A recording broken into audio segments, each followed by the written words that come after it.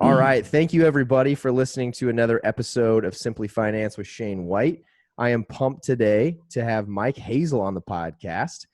Mike, do you mind giving give a little hello and a little intro about yourself? Absolutely. You got the name, so you heard the highlights there. A former U.S. Olympian and national champion in the javelin throw, was on Team USA for almost a span of 10 years, from roughly 2002 to 2012, retired right before the London Olympics.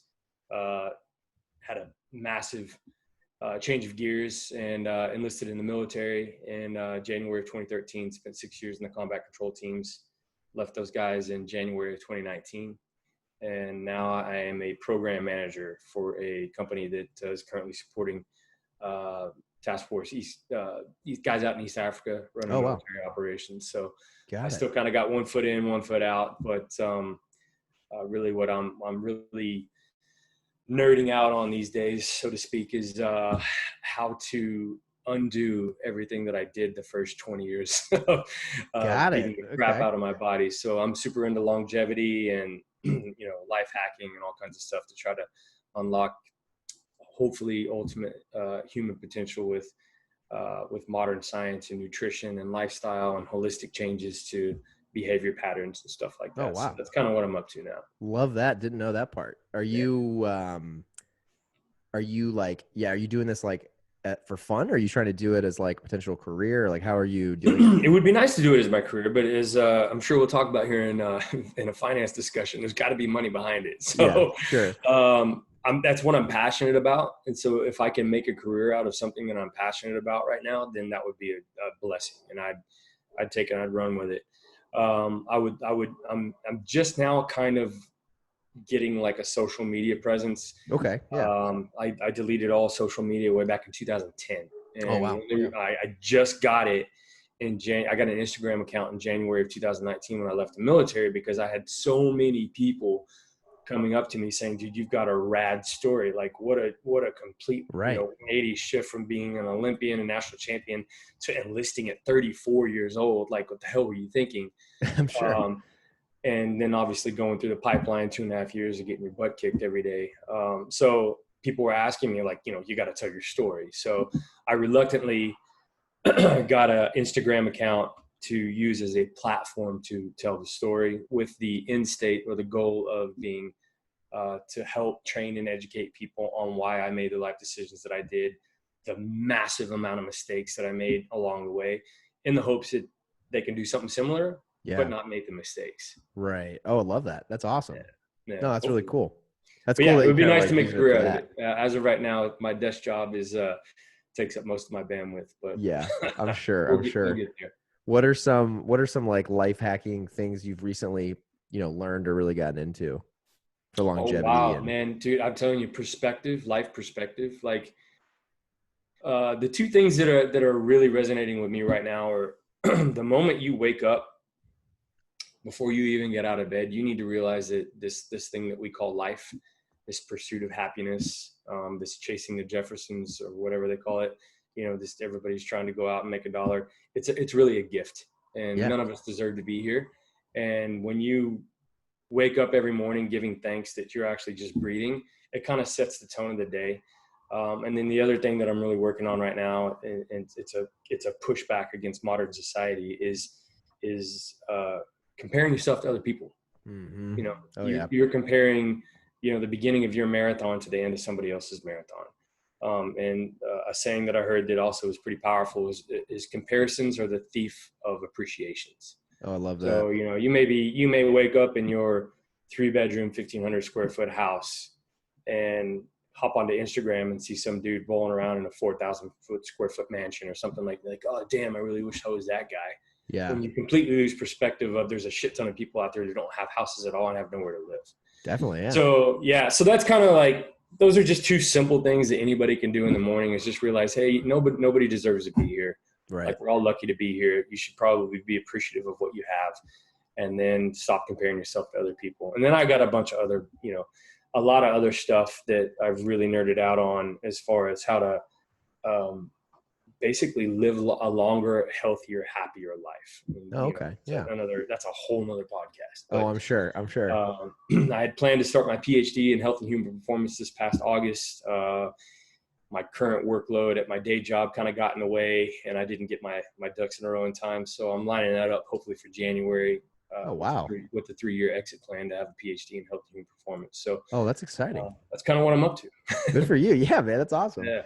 It's funny you said that. Did you get that perspective on life more so after or like during being in the military, or what was like the pivotal point for that? 100% after. Yeah. 100% after. I had a massive shift in life in general.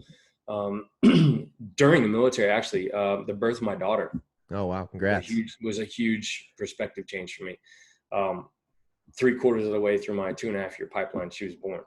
Right before combat dive. So if anybody in the special tactics now, special warfare community knows anything about like the arduous training that you do, that's not the time that you want to be distracted. And that really kind of put a perspective on what I was doing in the military, and I became less reckless, and I became more concerned with my safety, which was not always a good thing. Okay. So, but yeah, and then when I think when I got out, obviously my body was completely destroyed. I wasn't able to keep up on a lot of the things physically that I wanted to do, and had also a lot of mental trauma just from the pipeline and lots of deployments as a contractor overseas in the combat zones. I added it up the other day. I spent 1.5 years of my life overseas in combat zones as a contractor. And well, thank you for your service. Believe it or not, that adds up like mentally. Yeah, for sure, man. A lot of it was just a lot of self-work. When I got out, I was just like, how do I repair all the damage and the trauma, not only physically, spiritually, and emotionally, that I've done to myself over the last 20 years. Right. But yeah, most of it, like when you're in the middle of it, when you're still active and you're still, in a deployment cycle, like I'm not really sure you have a chance to sit back and have a perspective. The rest of your life. You know what I mean? I'm sure it's tough. Yeah. So I have my athletic career, I have my military career, and now I've got my basically my parenting and lifestyle career. You've had some my goal. If people, I have to summarize it for you and not ramble all night on this. If I want to be able to dance at my daughter's wedding, I got to change some shit up. Okay. Yeah. Hell yeah. That makes sense. I gotta change some shit up. I gotta completely alter my lifestyle, my training, and all that kind of stuff. Because there's things that I can't do at 41 that I would like to be able to do when I'm 60, 70, 80. Gotcha. How do you, just because I'm curious, I always think about this stuff actually too, is like, how do you judge like what you should be able to do at 41, like physically? Like what are like, do you have a couple things that I like to reverse engineer it. So rather than saying what should I do, like comparing myself to you, because we already talked about comparisons, right? Mm-hmm. I like to reverse engineer it. Like I look at my parents and they're in their late 70s, and I look at what they can't do that I wish they could do. Yeah. And I say, okay, well, when I'm in my late 70s and my daughter's in her 30s and 40s, what would a functioning, healthy, non-dependent mid 70s or 80s or 90s or even 100-year-old man be able to do? And there's certain things that you should be able to bend over and tie your shoes unassisted. I'm taking some of these quotes out of a Peter Attia's speech. Okay, love that guy. You might want to look it up one day. It's pretty rad. It's called "How to Be a Kick-Ass 100-Year-Old." Oh, cool. You should be able to fall down and get up unassisted. Makes sense. Maybe go up 2 flights of stairs unassisted. Carry 2 bags of groceries from the grocery store unassisted. Nobody's asking you to run marathons or do stupid pre-pipeline training shit. But there's a certain quality of life that you should be able to have to live happily unassisted in your later senior years. And if you're struggling to do some of that shit now, you need to reverse engineer and stop what you're doing in order to be able to do that. Got it. So that's how I would put perspective on it. So every morning when I wake up and I try to put my shoes and socks on, it's a task. Okay. I've got a bunch of degenerate discs in my back, and I've got lots of trauma and stuff, and I've got to fix that because it's only going to get worse. Right. Oh yeah, for sure. Right. Over time, that's inevitable if you don't do some different things. Right. Yeah. Very cool. Oh, that's it. I love that. That's so interesting. Speaking of like injuries, I just to kind of go back a little bit, was curious as I was looking through your background and trying to understand your full story. And correct me if I'm wrong, but you were a collegiate athlete. You were playing, what did I write down here? You played, was it football, baseball. What was 3 things? Oh, you played 3 things. Okay, I did. Maybe my info's wrong. Yeah, which was also a terrible decision. Okay. In college, I can't even imagine. That seems. Yeah, it was a terrible decision, right? and it was based on arrogance, really. Okay. When I was a 2-sport athlete in high school, I was much better in baseball than I was in football. But I grew up in Texas, and if anybody knows anything about Texas, football is king. Yeah. Right. And I had lots of people tell me if I would just pick one sport, whether it be baseball or not. I mean, I was looked at to get drafted out of high school. I was looked at to get drafted going into my junior year of college, which is when I tore my ACL on my knee playing football. Yeah. I had a lot of people offer me the opportunities and the insight to say, if you would just specialize, you're obviously an athlete. We got that. Okay. If you would just specialize and devote all of your attention to one thing, you could probably be an Olympian. Okay. Happening later. Yeah.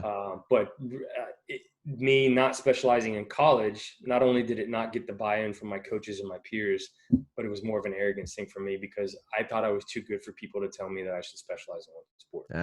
Okay. And it came back and bit me in the ass. Yeah. So hindsight's 2020. Sure. But nowadays with as much as young kids are specializing, they're playing year round, whether it's baseball, basketball, they're literally specializing in those sports. And so the competition is higher. The days of Deion Sanders and Bo Jackson and all that kind of shit that I grew up with are long gone. Okay. They're long gone. Yeah, I bet. Yeah.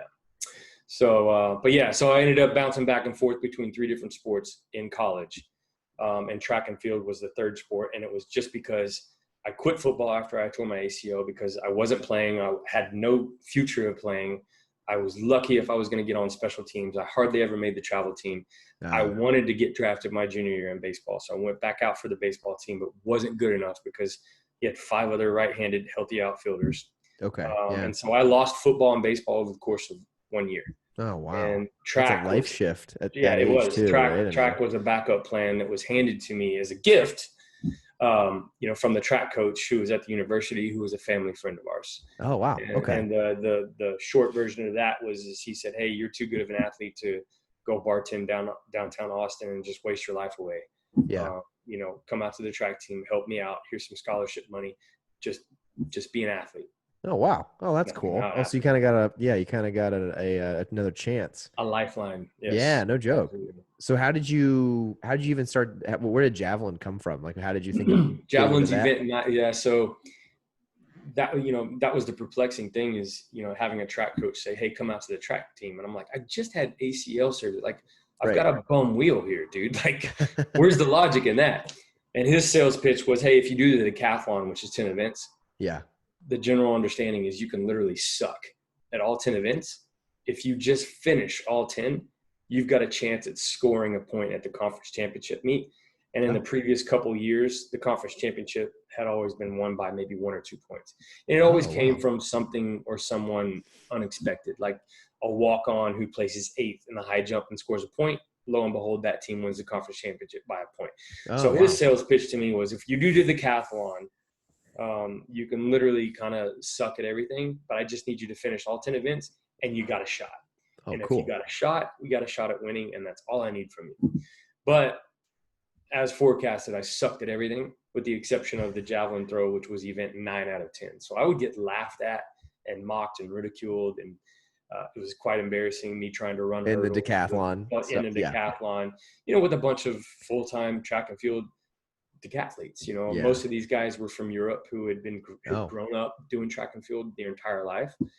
It was pretty embarrassing for me. But then all of a sudden, you put a spear in my hand. I could throw a baseball 98 miles an hour. So damn, that translated into a spear a little bit, and all of a sudden, I would kick people's ass in the javelin. So that's cool. Yeah. So we eventually, over some really funny stories that happened at a conference championship meet, decided to do just the javelin. Oh, okay. So you end up just specializing in that versus the decathlon route. Okay. The first time in my life, I specialized in one event and one sport, and I channeled all my OCD and all my isms that make me me, all my insecurities and all my I have to's into one sport, just like everybody had been telling me to do my whole freaking life. Yeah. And look what the result was. Right. Oh, yeah. So it's weird. I look back, everybody's, it's the what ifs, right? I look back on what if I had channeled everything into baseball when I was 17? Yeah. You know, like, would I be the Mike Trout? Where would that have ended me? Right. Which is interesting. What brings us to this podcast about finance, because based on how I behaved with finance, Yeah. I'm pretty sure I would have been an absolute shit show if someone would have handed me a couple $100 million when I was 23 years old. Yeah. Could have been a bad move for you, huh? Could have been a really bad move. So yeah, it It all probably works saved out me then. from making some mistakes. Right. Oh, that's wild, Mike. Yeah. So okay. Yeah. So you found success, right? Did you find success? Is that your senior year then that you're like focusing on It's my javelin? senior year that I decided to focus on javelin. That's wild. Okay. But I had such a busted up knee, because if anybody's seen the video, like a YouTube javelin throw. Oh wait, I have seen that. Yeah. My left knee was my ACL reconstruction knee. Oh wow. And so you basically come down a runway, you turn sideways, you jump off your left leg, you stick your left leg out, and you hit the brakes, and everything spins around it, and you throw. It's horrible for everything in your body. Oh it's yeah. Compression and rotation under high speed, under high load. Right. But for the left knee in general, me doing the decathlon and training for the javelin, less than a year out from ACL reconstruction in 1999. Granted, this is not like it was 6 months ago, where recoveries are now 2.5 months. Right. In 1999, it was a stretch. And so I had really bad tendonitis and I had really bad knee pain. So we decided to take a medical red shirt while I started grad school.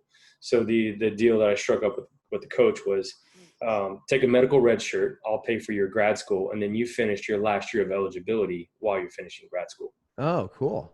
Oh, that's a good gig. So it was a great deal. So I was able to walk away with a 4-year undergrad in exercise science with a minor in business and a master's degree in sports management, all the while being an athlete. Oh, that's awesome. So yeah. Oh, that's a great combo. Huge blessing. Yeah, for sure.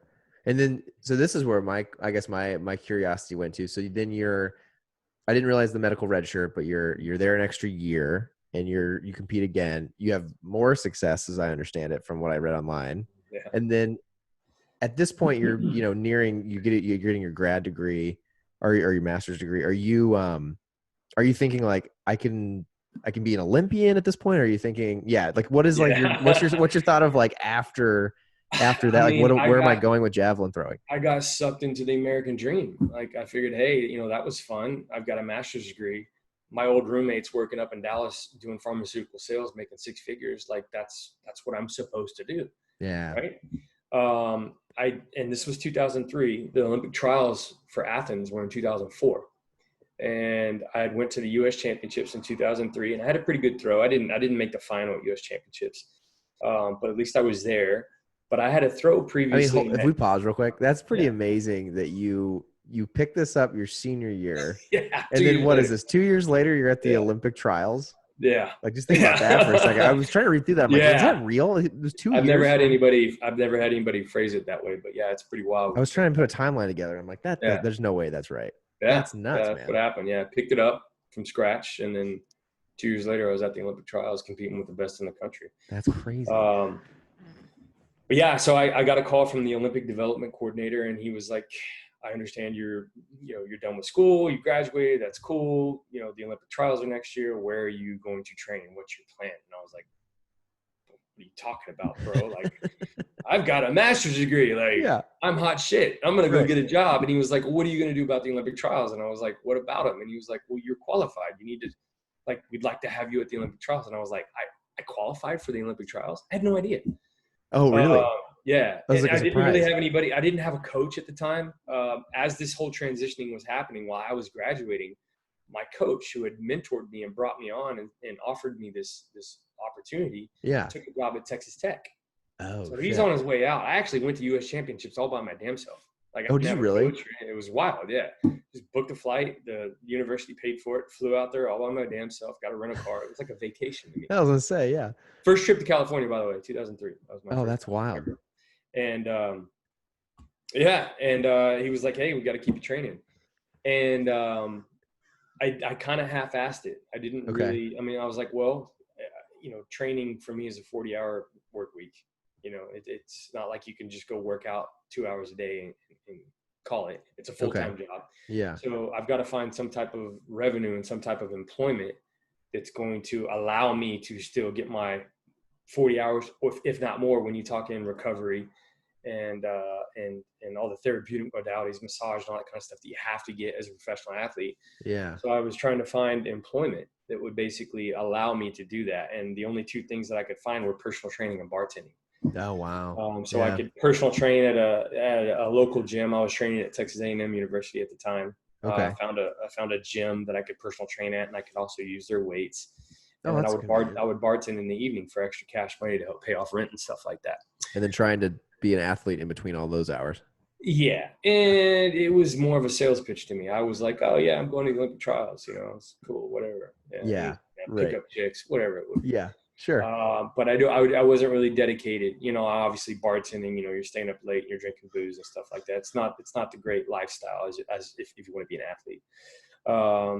So that's what I did for all of, to the end of 2003 when I graduated in May, leading up to the Olympic trials in 2004. Went to the Olympic trials, was completely blown away by the magnitude and the size of the event.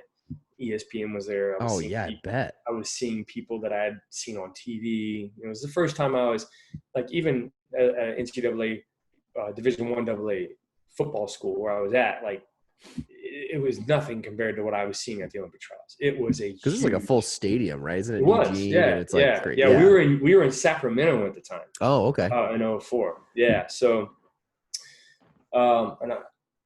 long story short, I ended up getting 24 out of 25 guys at the Olympic trials. Okay. Next to last. The only guy that I beat, ironically, had a torn ACL. Full circle. So I was, again, thoroughly embarrassed at a major competition. And at this point, you're like, you're kind of I'm assuming at this point, you're kind of like, you're banking on this becoming more of a career, right? Going to the Olympics and that whole thing. I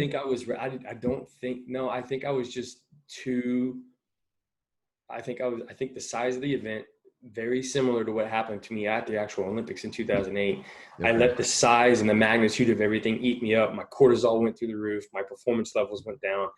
But what was ironic after the Olympic trials was over with, USA Track and Field pushed out. They usually do it the night of the competition. All the athletes get together and, drink booze and celebrate, and we watch video of the competition. Oh, okay. And the biomechanical analysis came out, and there's a whole bunch of different metrics that people use to measure how far you should be throwing based on your release angle, your arm velocity, right to left touchdown, the lateral deviation of the javelin. It's like hitting a golf ball. It's very I was going to say, it sounds like sports science. It's not as easy as just going down and chucking a stick. Sure. Anyways, the biomechanical analysis came out, and I had one of the top arm speeds of everybody at the Olympic trials. My release angles and everything was lined up for me to have a really far throw. Okay. And I made some mistakes with my footwear. It was Sacramento in the middle of June. It was about 110 degrees on the track, and I was on this surface that they call Mondo, which is a super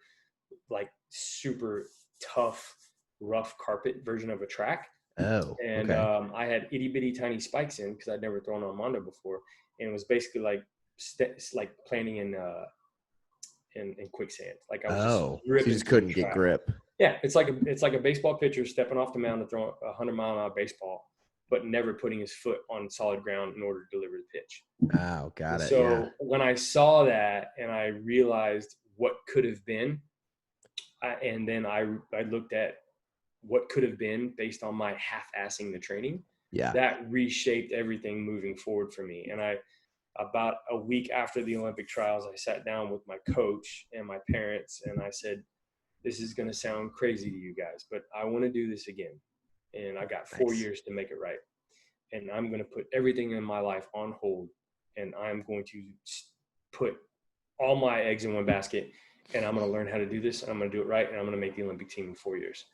Wow. And everybody was like, cool. Yeah, no doubt you got the talent. No doubt you got the work ethic, but how in the fuck are you going to pay for this? Yeah. Oh, yeah. I mean, that was that sounds expensive. Finance discussion, right? And I was like, I don't know, but nothing else matters to me other than making the Olympic team. I don't know how I'm going to do it. Sometimes that's what it takes.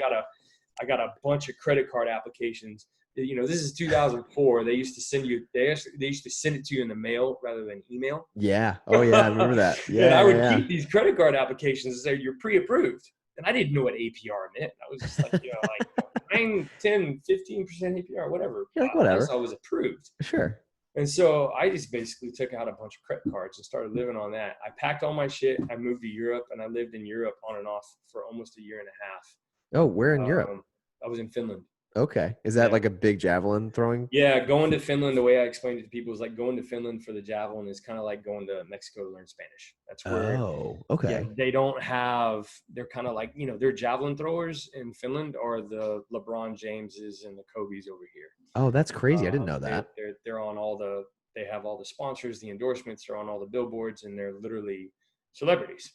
And is someone from the U.S. were you accepted into their culture as wanting to become one of them? Oh, that's Absolutely. Cool. And they brought me right in, took me in, they embraced me as one of their own. They trained me, they taught me everything, which was fantastic because I came back to the States less than a year later and qualified for my first world championship team. So cool.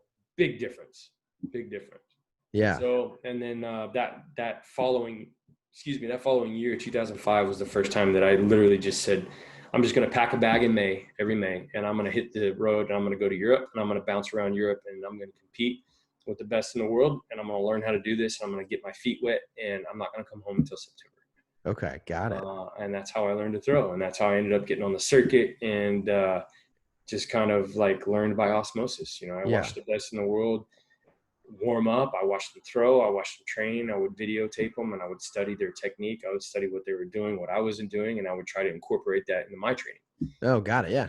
Yeah. And then how did you make any money during all this? Great question. You don't. Yeah, I figured like this sounds like there's not a whole lot of revenue in this. It's a struggle. So financially, as a professional track and field athlete, now things have changed quite a bit currently with the onset of social media. Okay. Because athletes can market themselves now. And I think there was just a rule that was passed in the NCAA that athletes can market themselves and they can their names, right? while they're considered an amateur athlete. But just cool. in the early 2000s, 2004 through 2012, when I finally retired, social media wasn't that big of a thing. I think Facebook was around, but you couldn't market yourself like you could nowadays on Instagram, where you take a picture with a product and you get 500,000 likes, and that equates to $1,000 a month paycheck. Right. That wasn't there. So the only ways to make revenue as an athlete, professional athlete, in America was if you had a shoe contract, Nike, Adidas, Asics, Saucony, Reebok, whatever it may be. Prize money in Europe. So you go bang it out with the dudes in Europe and fight for prize money, top 8 places. And then outside endorsements. Okay. Yeah. So you would hope to have a local grocery store sponsor you and say, hey, we'll give you $100 a month, or we'll give you free groceries, or a chiropractic clinic that says you can come in and get free adjustments or whatever it may be. And then on top of the prize money in Europe and with the shoe contracts, you have like appearance fees. So like if you're top 10 in the world, just to show up, you'll get money just to get out of bed and show up. Oh, wow. Hey, I'll guarantee you that I'll give you 200, 300, 400 euros just to show up. And then you compete and you go for your prize money. And then after the competition's over with, if you threw a certain distance or ran a certain time, then your shoe company, your shoe sponsor would bonus you for those times. Okay. So those were really the only ways you could make money in the US, because I was a Nike athlete, and Nike is in the back pocket of some really corrupt businessmen. Oh, really? They would handcuff you on what endorsements you could put on your uniform. So, it was a really hard sell for, like, if I had a supplement company that wanted to sponsor me, and they were like, hey, we'll give you supplements for free, but what can you do for us? And I'm like, well, I can't do anything for you because I can't put you on my uniform because Nike won't let me. Nike says I have to have a clean uniform policy. So Nike would only allow you to wear a Nike uniform with a Nike check and nothing else on it. If you were to go to Europe and look at any of the competitions over in Europe, the guys look like NASCAR drivers. They're decked out head to toe with stickers everywhere. Yeah. And every little sticker and every little patch is a source of revenue or a sponsor. Yeah. So, it was easy for them to do. And in Europe, track and field and soccer are king. There is no football and baseball to contend with. There's no hockey, really. Well, maybe there's. But like on any given Friday night in the fall, I mean, you can turn on the TV and you're going to see a stadium packed with 80,000 people and it's a track meet. Really? Yeah. Oh, I didn't know that. Oh, wow. Yeah. It's a completely different world. I had no idea. Completely That's different wild. world. Yeah. They don't have the big four sports over here. Like they don't have basketball. Yeah. So over there, it's soccer is king by far. For sure. Number one sport in the whole world. And then Right. track and field is a close second. So that's how you make money as an American athlete in that time frame. And it's Right. really, really hard to do. Yeah, because even then, right? And Like the then, supplements, if you spend, and if you spend 5 market months, yeah, exactly. Yeah. And if you spend 5 months a year in Europe, you're going to have 5 months of expenses, Right. hotels, flights, physios, massages. So at the end of the year, you turn around and be like, wow, cool. I made $100,000. Shit. I spent 90,000 of it. Yeah. Just living. Right. Shit. So, yeah. Yeah. Yeah. Right. So it's tough. It's tough. There's been a lot of really good interviews for a lot of really highly successful athletes that have had successful athletic careers, Olympic medals. Yeah. You know, and people interview them all the time and they say, what advice do you give to someone who wants to do what you did? And almost every single time they will say, don't do it. Really? Yeah. Yeah. It's just tough, right? Yeah. It's not a, It's like, yeah, a cool. I got a road. tattoo on my arm that has the Olympic rings that I can. I was going to ask, like, you have to have an Olympic tattoo, right? Yeah. I mean, that's something that no one can take away. But Yeah. I spent 10 years of my life with virtually net zero gain financially.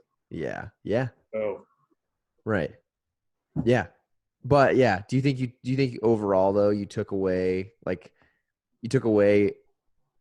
take away, I guess, I almost feel like that experience though, we haven't gotten into it yet, but I can't imagine like what that experience must have been like. Like that's something you'll just be able to tell your grandkids and yeah. So it's just like almost you think about dollars on it. Yeah, absolutely. You're 100% right. So if you were to take me and let's say I didn't do that for 10 years, let's say I wasn't on the World Athletics Tour, and let's say I didn't hit those 24 countries and travel around the world and see different cultures and experience life in other countries, like, these intangible things that you can't take away. And let's say I was back stateside working in a finance firm or something like that, or a pharmaceutical sales, and all I did was just accumulate stuff. Yeah. At the end of your life, nobody gives a shit about your stuff. Exactly. They don't care about your truck. They don't care about your house or your boat. They care about your stories and how your stories impacted others. So people ask me, would I do it all over again? The answer is yes, 100%. Wouldn't turn back. Would I suggest other people try it? No, I don't. I would do it again because I have stories that will go with me the rest of my life. I have experiences that go with me the rest of my life. Did I have any financial success? I spent damn near everything that I made as an athlete. I had 2 good years where I made really good money. And, that's probably something that we'll talk about later in this podcast if we get to it. But if you've been living on nothing and you've never had a financial cushion, and you see this a lot, with these 19, 20-year-old kids coming out in the NFL, you get handed $100 million contract and they'll blow 80 million within the first year. Sure. Like if you have someone who's never had anything and all of a sudden you give them a surplus of something, they're going to fucking blow it. Oh yeah. And that happened to me. I remember when I first got my first fat paycheck from Nike, I took out like 8 of my friends from the Olympic Training Center to sushi. Oh wow. That paycheck was supposed to last me like 4 months. Yeah. And I went out and blew through it in a week. Oh wow. Because it was the first time that I'd ever had it. Yeah. And that feeling of surplus, of enough for the first time was like, I've been busting my ass and sleeping on floors and fighting for this feeling for 6-7 years. And I finally have it and I'm going to enjoy it. Right. So I did it. Tough. When here I am 41 years old, 20 years removed from that. Yeah. And I see these kids walking up at an NFL draft with, $250,000 worth of earrings and stuff like that. And I'm like, you could live off of that for 2 fucking years. Definitely. Why would you do that? And then I realized I'm the kettle calling the pot black, because I did the same thing. Yeah. I did the same thing. Whenever you are coming from a place of nothing and all of a sudden you have something, it's really, really hard not to abuse that something. I can only imagine. Yeah. I mean, we had a little spoiler alert there, but so Mike, he worked his ass off and essentially ended up making the 2008 Olympics. So That's what you're talking about, right? So Yeah. no, you're good. You're good. This is fun. So you to kind of go back a little bit. So yeah, so I mean, you obviously you're doing this for what is that? Yeah, another 3-4 years. Mm-hmm. And then Yeah, altogether. So what it's five. changed? It was 6 years in the making for the Olympic team. Okay. Yeah, So at this 6 years. point you have been making some money. You're traveling on is it a tour? That I don't even know, Yeah, honestly. it's a circuit. You Okay. know, Yeah. the World Athletics Tour, as it was called back in the day, they would post a Okay. calendar, you know, at the beginning of the Mm-hmm. spring and say, hey, these are all the meets.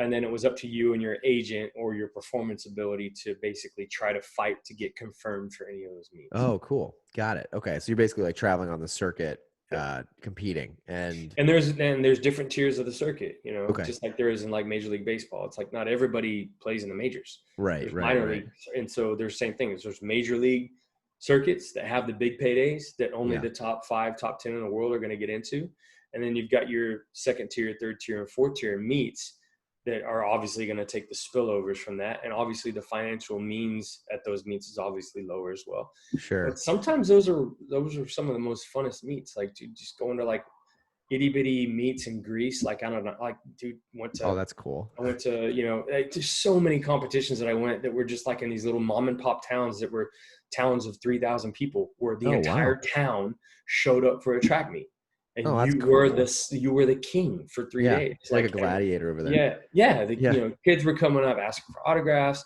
and you do that on 1 week, and then the next week you're at a competition in Paris with 80,000 people. Oh, whoa. Like it just. So that's probably something that's not widely known. I mean, I didn't know anything about that. So that's pretty cool. I mean, if you're, at that level, there is circuits and strengths. I mean, I know myself, like you see the Olympics every 4 years and you don't really see what's in between. Yeah. Yeah. Of course. Yeah. Right, Everybody thinks I hear it, I hear it all the time. I hear it all the time. It's I actually got propositioned to help train this film producer in LA about a year ago. Okay. About a year out from Tokyo. And this dude, he's a film producer, was like, I think I want to be an Olympian and I want to try to make the Olympic team next year.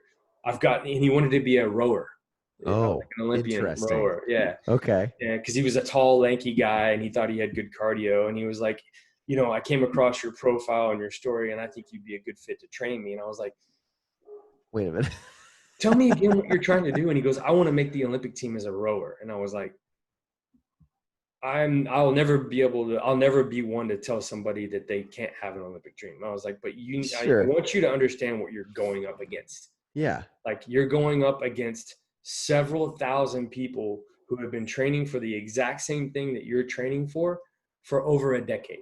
Yeah. Every day. Right. They went to 4-year universities on full scholarships. They're at Stanford, Harvard, Yale, all these Ivy Leagues, and they do nothing but row their nuts off every day to try to make the Olympic team. And you're telling me you've never sat in a boat in your entire life that you want to train and make the Olympic team? I'll help you. I just want you to know what you're going up against. Sure. Oh, yeah. He called me back about a week later and he was like, yeah, I talked to my promotion team and we all think this is going to be a colossal failure. And I was like, you're like, okay, glad you understand. Glad we could not go down that rabbit hole for a year, right? Yeah. Oh, that's wild. I mean, yeah, it happens every year. Too. People come out of the woodwork and be like, "Oh shit, the Olympics are next year. I want to try to make a team." Oh, that's funny. I mean, that's never crossed my mind. You're literally going up against people who do this for a living. Yeah. Like the Olympics every 4 years, but every year in between the Olympics, there's a World Championships, there's a World Cup, there's a World Athletics Tour. It's like people do this for a living. Yeah. It's their job. Yeah. And you're going to go compete against them. It's sure. like me going up to you as a finance professional, and I've never cracked a finance book in my life, and I'm like, you know what? I'm going to compete against you next week. You could do that though. You could do that. You could get up to speed on finance. No, doubt it. It's funny. That's so funny. I mean, yeah, that's crazy to even think about. I mean, yeah, I don't know. I personally when I watch athletics, I'm like, that's so wild. I think for me, it's funny. I think, growing up, I was always one that wanted to be like, it was like basketball and football and baseball. Those three were like the big three I always wanted to go pro in. Absolutely. But then, I don't know, I got older and not that I like lost the dream, but I think I realized I wasn't like that gifted in those talents. And, but it's been funny going back and doing more like CrossFit type workouts and now realizing that like, I was talking to Matt about this, like it's one of the few things that I think that it's something that's part of my daily life that I'm doing, like functional fitness.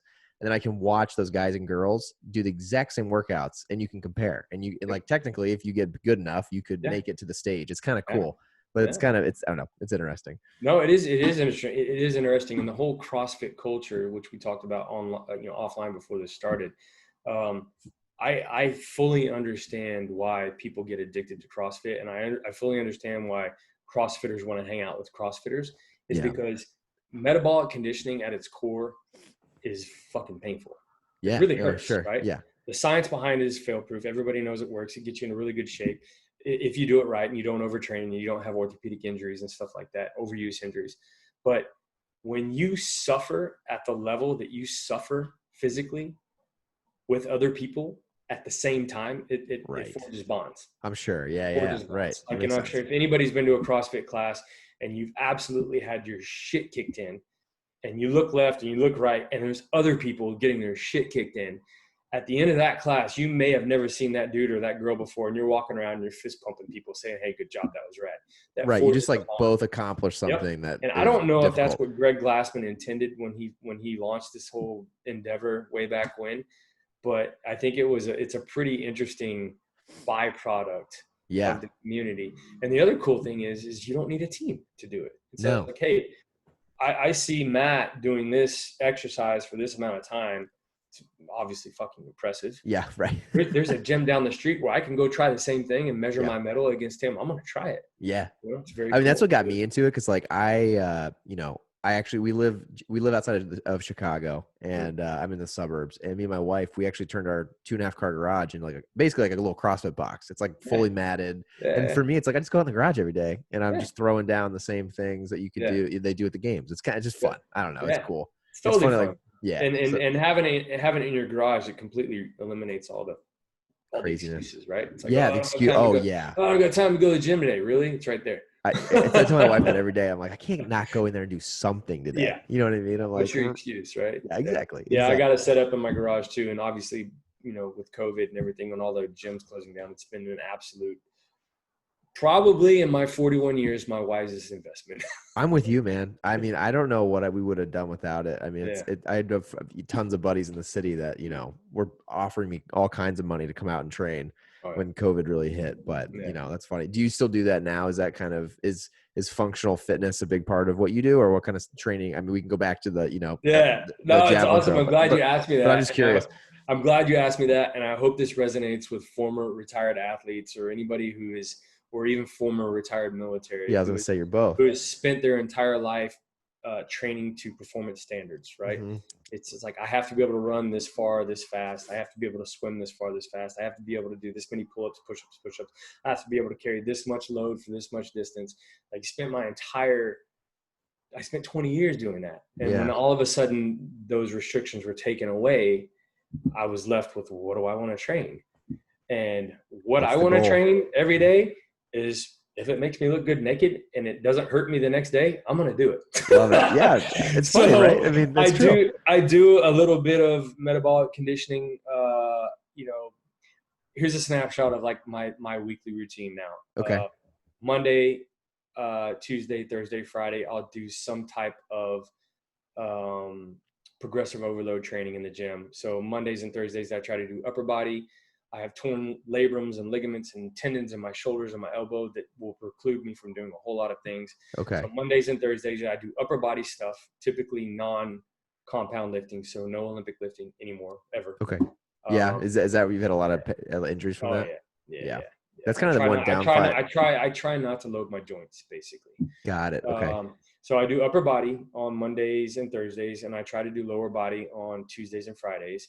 Okay. And on each of those 4 days, I try to do a 15 to 20 minute Metcon blowout at the end. Okay. That focuses on those specific body parts that I train. So for instance, if I do an upper body, let's say dumbbell bench press, like an upper body push pull type thing on a Monday, the Metcon that I will end my workout with will be an upper body push press Metcon. So got it. The idea of the exercise physiology of doing muscle damage through progressive overload, gradually going up with weight, lower on sets.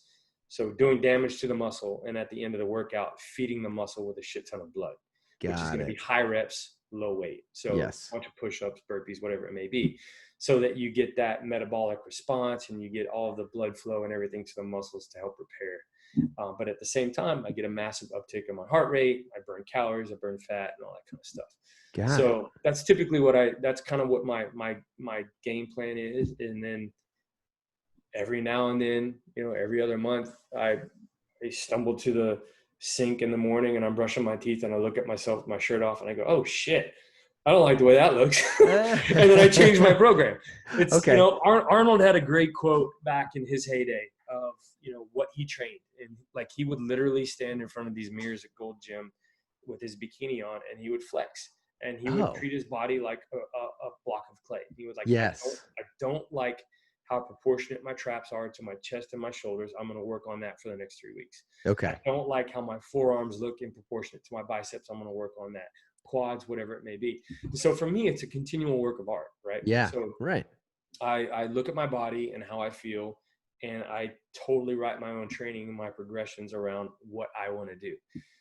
The only limiting factor is I have a group of guys who I like to train with. If everybody does.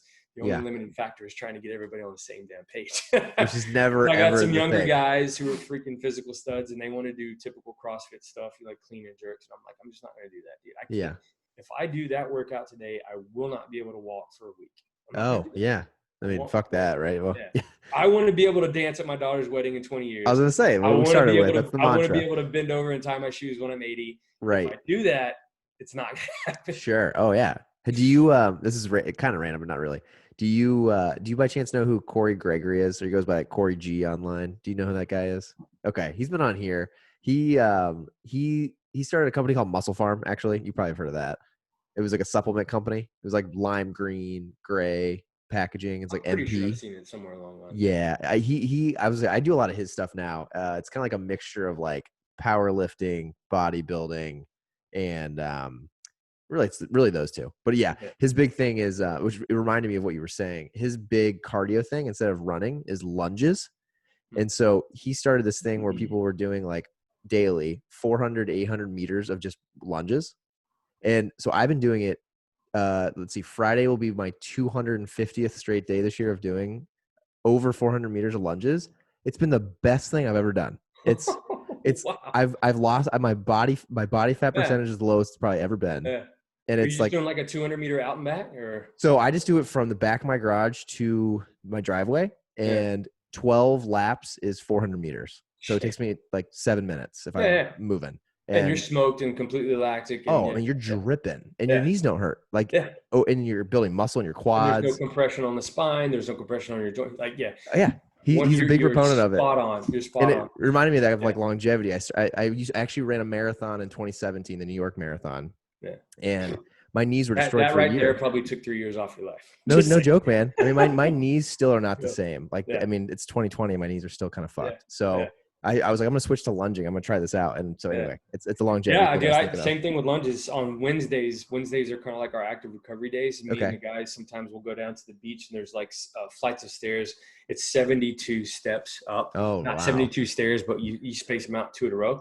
But we'll go with like a 25, sometimes a 40-pound pack. Yeah. And we'll walk the stairs. And it's like a slow stair climber. Yeah. And then we'll finish with like an ocean swim or something like that. That's so cool by the beach. No compression on the C-spine, no issues on the knees. There's no compression. It's awesome. Yeah. So it doesn't surprise me that you've found lunges and you love it, because I did the same thing. Yeah. I mean, it sounds very similar, and it's weird. It's like going from, the repetitive pounding to something like that. I can see over like a lifetime, like, it reminds me of like not being able to tie my shoes if I continued running 26 miles every year. Like that's. Well, I'm looking at my dad and my genetics. My dad was a marathon runner. Okay. He was an endurance athlete. I don't know where the hell he got it from, because I'm certainly not an endurance athlete. Okay. I switched to the core. But my dad was a marathon runner, and he ran his last marathon at 43. Damn. That's awesome. Since that, he has had 2 knee replacements, and he needs 2 full ankle replacements. Whoa. And he's in his 70s now. And so I look at him. That's my dad. That's my gene code. That's the path I'm supposed to follow. Right. And I have done substantially more damage to my body, 10 surgeries in 20 years. Oh, damn. Really? Already. Yeah, Yeah. already. And I've still probably got at least 3 more coming once the Oh VA shit. catches up How with do all you my know? How do you procedures. know if you think you have surgeries coming? Like, Because what's I went through the VA last year and got MRIs and X-rays on everything that hurts. gotcha. I saw the Okay. results and I was like, oh shit. Yeah. Yeah. I've never done an MRI. I always feel like I should probably do that and check out what's going on and just I do a don't know, baseline. man. Maybe I not. don't know. It's a trip. Sometimes it's better to not know. Like Yeah. Okay. my shoulder has always hurt me since 2015, since I was Okay. doing stuff. I hurt it during a military free fall accident. I was coming down too Oh, fast. wow. I flipped over. I put my left shoulder out to stabilize my fall, and then I tweaked my shoulder and I got up and I was like, oh, that hurts a little bit. And then it hurt. It hurt for a while, Yeah. but I was right in the middle of my pipeline. I certainly wasn't going to tell anybody about it. Sure. Just because I needed to just get through and get on Right. team.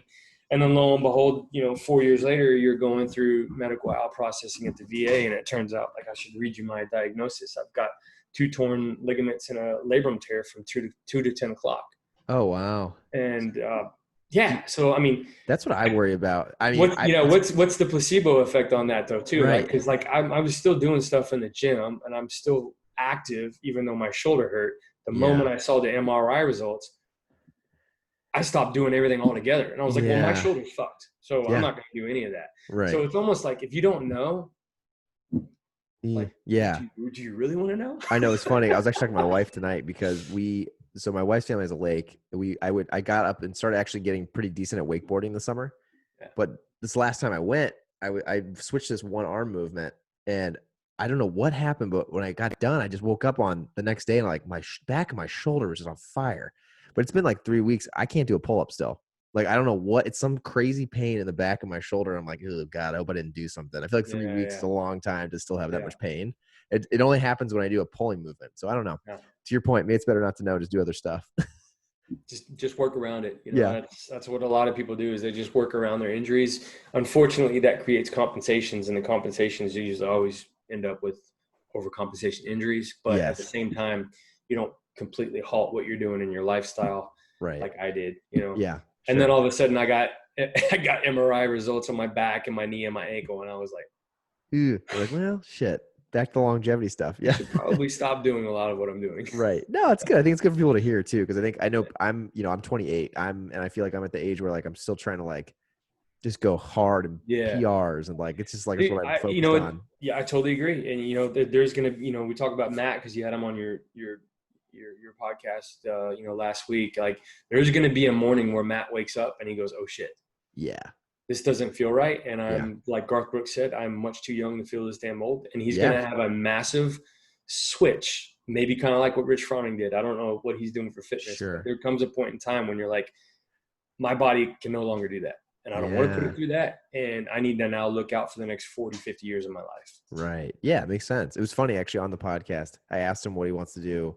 He's gotten this question a million times, I'm sure. But I was like, what are you going to do after CrossFit? Are you still going to do CrossFit like just for fun? And he said, I actually want to try to be as jacked as possible. He's like, I want to spend like a year. That's the fun shit, dude. Right. Sets of 1, 2s, and 3s with like 5 minutes rest in between. Yeah. Yeah. That's awesome. Right. I know. Nobody wants to do metabolic conditioning when your heart rate's pegging 170, 180 beats per minute and you're talking to Jesus making drug deals saying, if I can get through this. But like, dude, just being a meathead and pushing weight for sets of 1 and 2. Yeah. Yeah, you're right, man. And it's like at the end of the day, you like want to look good, so it's fun. Yeah. Yeah, right. I don't blame him one bit. I think he's gonna be great at it. Yeah, I'm sure he will. Right, as I said, you put your head to it, you'll probably be the most shredded person we've seen for sure. Yeah, it's so funny. So I want to get back to so Mike here did end up making the Olympic team, which we kind of skipped over, but I want to definitely go back to that and just so can you walk us through, even if it's high level, because I know I don't know what your time looks like tonight, but I would love to know like what that moment was like qualifying for the Olympics. I'm sure number one, that's a crazy moment. And then what it was like actually going to the Olympic Games. I mean, that's just got to be a wild story. Just at least like a Cliff Notes version of that. Yeah. Love to hear it. I actually qualified for the Olympic Games the year before in 2007. Oh, okay. So, which was huge. I went to a competition in Spain in September of 2007 and hit the automatic qualifying mark for Beijing in 2008, at which the time only one other American had the A standard, and there was really no legitimate chance of a contender coming up and knocking me off the team. Oh, wow. Okay. So it really took the pressure off.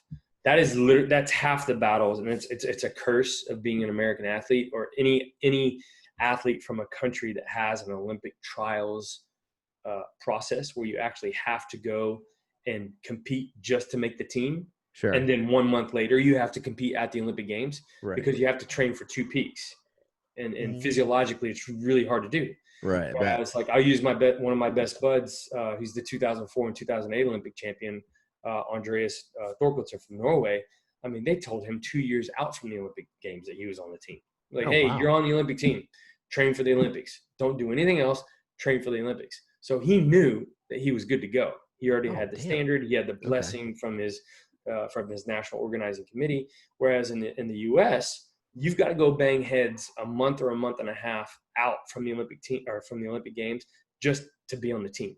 Oh, wow. And that's just due to the sheer volume of talented people we have. 350 million people.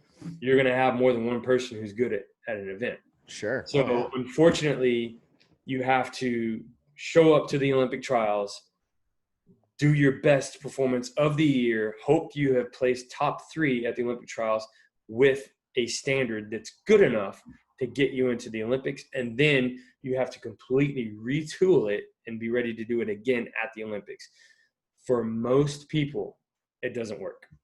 Okay. For most people, with the exception of the sprints, like because it's not a technical event. Like you can have an American who's all hopped up on drugs run a 9.7 100-meter dash at the Olympic trials, and then a month and a half later be able to repeat it at the Olympics. It's not that hard, but for technical event athletes, really hard to do. Really hard. But for me, to be able to get the standard, which for most people was the hardest thing to do, was a big relief for me. So I was able to basically go into the Olympic trials knowing that I could just perform average and still be on the Olympic team. Okay. So I was ranked 7th in the world going into the Olympic trials and the Olympic Games. Okay. Yeah. So I was good, and I knew I was good. And so I had that sense of comfort knowing that I had a really good chance of making the Olympic team. Obviously, when I actually made the Olympic team, it was bittersweet for me because I got 2nd at the Olympic trials. I should have won it. I knew I should have won it. Yeah. I had 15 competitions over the distance that I threw at the Olympic trials. Oh, damn, really? Would have won it, yeah. So it was bittersweet, but my parents was there. My parents, my family, they were all there to celebrate with me. It was July 4th, 2008 as well. That's cool. Oh, so I got to celebrate making the Olympic team on July 4th. So it was just awesome. But the aftermath after that, I didn't handle very well. Okay. Because all of a sudden now you're on the Olympic team. And the eyes of my hometown were on me. All my friends were, I let the size of the competition eat me up inside. That's gotta be hard though. I mean, like how do you not? Of course it's hard. Right. I mean, does anyone coach you on that? I mean, does anyone on the Olympic team? Like, I mean, there's no way, right? No, it's an individual sport. Like everybody's out for them, right? Sure. I mean, even if you're a 4x100 meter relay runner or something like that, it's an individual sport. So everybody's worried about taking care of themselves. But I did a bunch of things that I shouldn't have done leading up to the Olympics that I hadn't done all year. I had a very successful career leading up to the Olympic trials and the Olympic Games. Why wouldn't I just continue doing what I was doing? Sure. Like just push print. Like the success is the recipe's already made. But instead I redid a bunch of things. My coach and I both. But the intent was to have a better outcome at the Olympic Games. Right. It's not like we knew if we change a bunch of things that it's going to backfire. My training was spot on. Like I threw really, really far my last training session before the Olympic Games qualifying. There's nothing physically that I would have done really different. It was all mental for me. Okay. I let the pressure of the Olympic Games and being on the world stage and having all my contracts hinging on how I performed. All my agent at the Olympic Games hoping I make the finals so that she can book the rest of my 2008 season overseas. Like I let all of that spin out of control. There's just so much to think about in the moment versus just throwing the javelin, right? And what we know physiologically, what happens when you let that type of stress build, your body produces cortisol to combat the stress, and cortisol is a performance killer. Yeah. Every single one of my farthest throws and my highest finishes in major international competitions have came from situations where I was completely relaxed or wasn't even supposed to be there or didn't even have my equipment. My lifetime personal best came at a competition in Doha, Qatar in 2008, in May of 2008. I didn't even have my bags didn't even make the fucking flight. Oh, really? I threw in a borrowed Qatar national uniform. My buddy Andreas, I threw in his Adidas spikes. I was a Nike athlete throwing in Adidas spikes that I'd never worn before. Oh, I was drinking wow. beer at lunch because I didn't think I was going to compete at night. Like, I had 0 Fs to give. Yeah. And as a result, You threw your I was best. able to go out and let my performance level just shoot through the roof. Isn't that crazy? It is crazy. It's completely counterintuitive. Counterintuitive. Whereas if you look at the Olympic Games, where I was completely trained and prepared if I had an eyelash out of place, I had someone to work on it. Yeah. If this doesn't feel right, I had 3 massage therapists to work on it. Hadn't had that all year. Yeah. Right. I certainly didn't have the stress levels I had when I was going to the Olympic Games. My contracts weren't on the line. My financial stability wasn't on the line. Yeah. So, I let the size and the magnitude of everything eat me up. Cortisol went through the roof, and my performance level just went through the toilet. Yeah. And it was the craziest thing, man. It was like I came down the runway. The saying is I had up to that time I had 6 years of training leading up for 15 seconds of performance. That's so nuts. That's so crazy. It's not even like one game. Yeah. It's not even like one. Throws were 15 seconds of my life, and I had 6 years of training and build up for those 15 seconds. And during those 15 seconds, while I was actually coming down to throw, it was like an out of body experience. I felt like I was running underwater. Nothing felt normal. My proprioception of where I was in relationship to the runway, to the throwing sector, was completely off. I felt lost. And it had everything to do with my mental state and the cortisol and the stress that was all self-induced. My parents didn't put that on me. They were fucking stoked. They were at the Olympic Games. Yeah. Like, no one put any stress on me other than me. No one gave a shit how I performed. My roommates at the Olympic Training Center didn't give a shit how I performed. They were out pumped for you were them. there. Right. They were out for them. Oh, they were there. Oh, they were worried there too. about their own performance. Sure. It's not like anybody checked my performance after the Olympic Games qualifying round was over with and didn't sleep that night because I did that. Yeah. Nobody cared. Right. It was all self-inflicted wounds. And obviously you don't realize that until it's all over with and you zoom out and one of the real reasons that I realized that was the case is because I was obviously depressed and I was drinking heavily and I wasn't training and I went like on a week-long bender. I flew from Beijing, China to Belgium and competed at a competition in Belgium on no sleep and had a massive throw, which would have qualified me for the finals in the Olympic Games. Wow. So I knew my body was ready. My body was 100% ready. It was all my head that wasn't. Okay. Whoa. That's wild. Crazy. Yeah. Was it crazy? Like, I can only imagine being in that fully packed stadium about to go. Do you remember what that moment was like? I don't remember the crowd at all. No? Really? The crowd at all. Just totally blacked it out.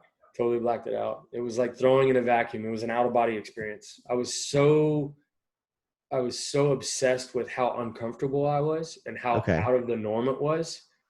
I never really got a chance and like the panic that's associated with that. I'm sure. Like, why don't I feel the way I felt the last 15 competitions where I threw really well?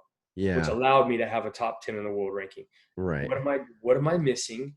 So it was like the self-analyzation process when all I should have been doing is just relaxing and enjoying it. And if you look at the people that, like my buddy Andreas, who ended up winning the damn thing with the Olympic record, if you look at his demeanor in a competition and the guys that were 2-3 time repeating Olympians that had been there and had done that, they treated it like every other competition. They're smoking and joking and popping jokes with each other in between throws and stuff like that. Right. And it was the people that had never really been there before that were treating it like if it was life and death. Like, if I don't do well, I'm going to die. Yeah. Those are the people that had the deer in the headlights look in between throws that were just like, right. And that was me. Yeah. I So mean, that's tough. I mean, that's to your point that I mean, so much time and energy goes into that one moment. I mean, yeah, it's like, yeah, it's it's easy to wild. talk about it now, right? In 2020, and we're sitting here It on a is, yeah. podcast and we're like, Hindsight, man, 2020, crazy. crystal clear. Yeah. But I mean, it's so cool, right? I mean, it's something you will have forever. Got the tattoo, so you're Yep. set there. That's cool. Um, Yeah.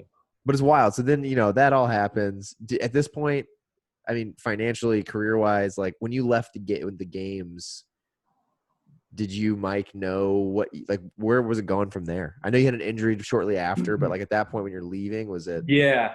Well, I had wanted the military was always in the back of my mind. Oh, okay. So it was I in the actually plan. did some training with the SEALs in 2007 Okay. at the NSW facility in Coronado. They took a group of the athletes from the Olympic Training Center out to Coronado. It was a two-sided. What's the word for that?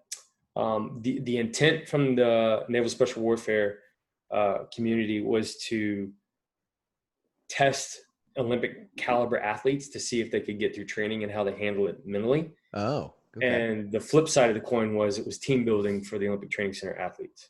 Oh, So got it. NSW wanted, because they obviously, every special operations pipeline has an attrition issue where you can put as much water in the hose as you want, but the end of the hose is only this big and there's only so many people that are going to get through it.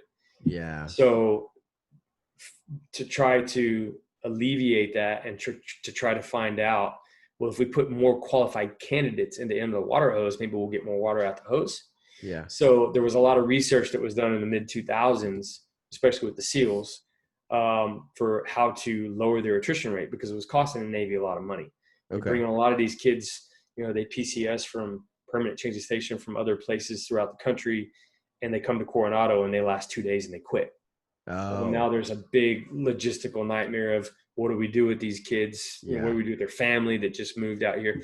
And so the intent was to find a better product to give to these special operations pipelines. But that day that I spent getting the shit kicked out of me, which was a 12-hour day, we did day 2 of first phase of BUDS. Oh shit. Okay. And they hit us pretty good. Like we did everything from the obstacle course to log PT to surf torture to boat pass. It was in December. And this is as an Olympian, right? You're a civilian. It was 2007, so okay. I had already qualified for the Olympic Games. Okay, wow. Okay, but I was still getting ready for my 2008 season. Got it. It was December 17th, so it was winter down here. The water was cold as shit.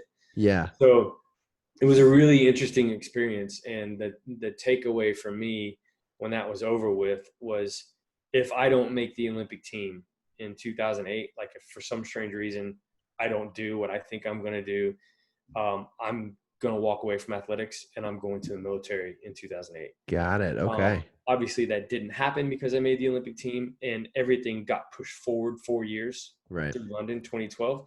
But I knew that in 2012 I was going to be 33 in 2012. So I knew I was going up against a time crunch.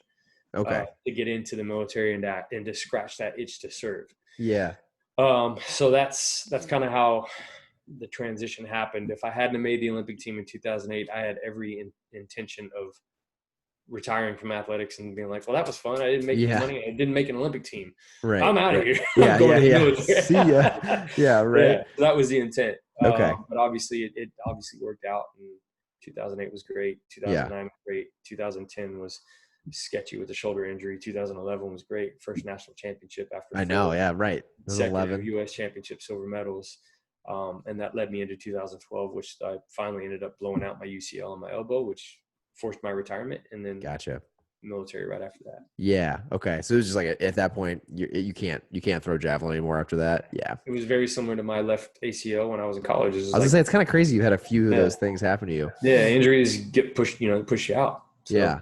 And then, so how did you went into the Navy to be a SEAL, right? That was like the first step. Initially. So I wanted to be a SEAL. I mean, I lived here in San Diego. I was at the Olympic Training Center down here in Chula Vista.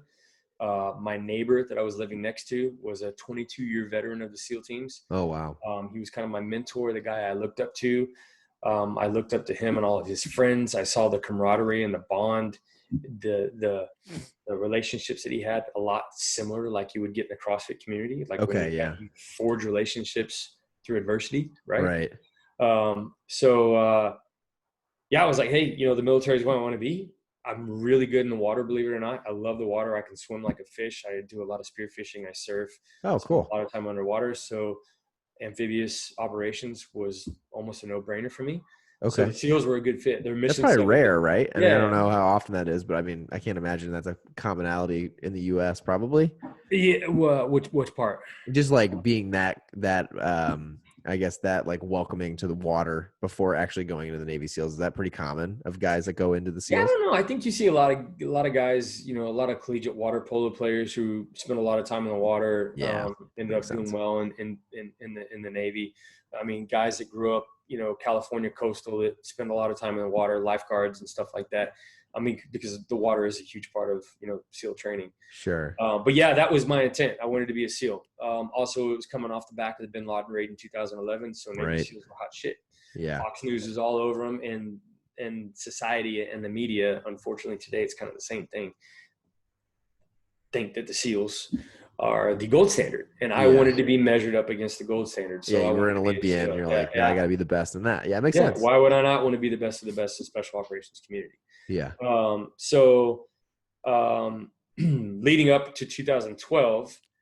I obviously done a lot of research with my neighbor, and I had to actually submit a package to get picked up as a civilian to get commissioned in the U.S. Navy through the Naval Officers OCS, Officer Candidate School, to Okay. actually come into the Navy as a naval officer to go through BUD/S.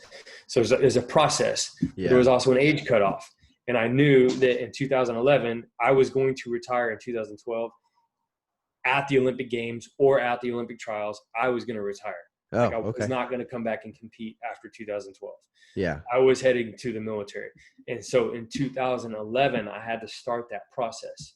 And Got the it. very first process, the very first part of that was to get an age waiver because I was 32 in 2011, 33 in 2012, and the cutoff was 30 and under for SEAL officers. Oh, wow. So I had to apply for a waiver. And I will never forget the day that I got my waiver. Yeah, I bet. Yeah. Huge unlock, right? I was in Stockholm, Switzerland. Stockholm, Sweden. I had left Switzerland the week before from a competition in Lucerne. Okay. Went to Stockholm for a competition in one of the biggest competitions of the year. It's called the Stockholm Diamond League, where I was with some of the best in the world, top 10 guys in the world. Yeah. And I had a horrible competition. And it was July 4th, by the way. Oh, geez. Okay. Yeah. So 3 years after I made the Olympic team in 2008, I was at a competition in Stockholm, Sweden. Horrible competition. Didn't make the final. One of the worst throws of the year for me. And I went back to my hotel room and I got a bottle of wine and a big hunk of chocolate and I started to self-medicate. And I opened up my email and I had received an email from the Navy saying my age waiver was approved. Oh, wow. And What a wild day. that like shifted my perception, obviously, as to I now have a snapshot of my future. I now know what my future is going to be like. And honestly, from that moment on, I disassociated from track and field and I didn't give two shits about it. I knew where I was heading. Okay. And I'm going to turn my light on. Yeah, go for it. I'm running out of light here. There you go. I know it's getting dark. Yeah, it's sunset out here now. I knew where I was headed, and that kind of obsessed me. And I was still training. I was still coming off the backs of a national championship. I was still kind of a favorite to make the Olympic team in 2012. But yet this whole Navy SEAL thing was looming in the background, and it was daunting because I knew it was coming. So anyways, this coming off the backs of the Bin Laden raid, it was kind of a shit show. Every dude with an MBA coming out of Harvard or had been working at Wall Street wanted to be a SEAL officer. So the Oh, really? Was that a thing? I didn't know it was a thing. Oh my gosh, dude. Really? Applications to be part of Naval Special Warfare went through the freaking roof. Oh, I didn't know that. Yeah, unprecedented. So, okay. And in order to deal with that, they implemented a board review process where they said, hey, our top 40 candidates, we're going to all bring you out to Coronado in, I got to get my date straight, August of 2012. Okay. So this is after the Olympic trials, after I had blown out my ulnar collateral ligament. Right. after I had my right ankle scoped, Okay. right when I retired, because I was Yeah. trying to get healed up to get ready for buds. We're going to bring all 40 of you dudes, our top 40 candidates, to Coronado, and we're going to go head to head. And we're going to make you guys basically duke it out for 25 positions. 25, they would call it billets, Okay. for fiscal year 2013 for SEAL officers. Got it. Okay. So 25 spots, 40 dudes to compete. So me and 39 other freaking Captain America looking dudes all showed up to Coronado. We did a physical screening test called PST, push-ups, sit-ups, pull-ups, swim and a run. And then we sat down and we did a round robin commanding officers interview panel where I sat down with like 5 or 6 senior ranking Navy SEAL officers, and we asked questions and answered questions, and we basically just talked about how we got there and what we wanted to do, answered questions about the community. And when that was over with, they were like, hey, congratulations. You got billet 24 out of 25. So you're next to last. Okay. Because you're old. Yeah. You're old and you're slow. Your run time sucked. Okay. Yeah. Got it. And you're like, old. Hey, I got a bum knee, man. And yeah, we've got plenty of other young, strapping 23, 24-year-old kids, men, that aren't going to have the same limitations that a busted 33-year-old is going to have. Granted, you're an Olympian, which is cool. Yeah. So anyways, that was the plan. So the idea was sometime through the course of 2013, preferably sooner than later, you would class up with your team at officer, or not with your team. You would go to officer candidate school, which is like 8 weeks up in Rhode Island. And then you'd spit back out in Coronado and meet up with your team. And then off you go into your Bud's SEAL career. Got it. Well, come November, Mr. Obama got reelected. Yeah. And he passed this little thing called sequestration. And what that did was essentially cut the Department of Defense budget by several $1 billion. And as a result of that, Naval Special Warfare lost 10 billets. So billets, we had 25 billets. So billets 25 through 16 got chopped off. Oh, wow. They basically said, hey, our top 15 guys, we've got spots and they're going forward for fiscal year 2013. You guys have, you 10 guys, you have a choice. Wow. You can either forget the officer thing and enlist and worry about that. You commission later. It's called the Mustang route, and commission later. Or you can take this package that you put together and we can roll it forward 1 calendar year. And in August of next year, you come back and you do this all over again and you fight for another spot. All 10 of us were like, fuck that. I want in. I'm enlisting. I was the only one who was over 30. Gotcha. There are in 2011 and 12, there were no age waivers for enlisted SEALs over 30 years old. We weren't getting it. So just like that, I went from having a job to not having a job. And the Air Force as a combat controller was literally my backup plan. Got it. Okay. Stay on my backup plan once I lost the billet. Got it. Okay. Yeah. Wild. And then then you're like, okay, fuck it. I'm going to do the Air Force thing. Yeah. Yeah. Okay. All right. And what's like the major difference between, I mean, obviously this sounds very arrogant, but like, I know from our mutual friend, Alan, who hooked us up, shout out to Alan. Obviously I know the difference between the Air Force and the Navy. My grandpa was in the Navy actually. But like, why did you pick that as like your second route?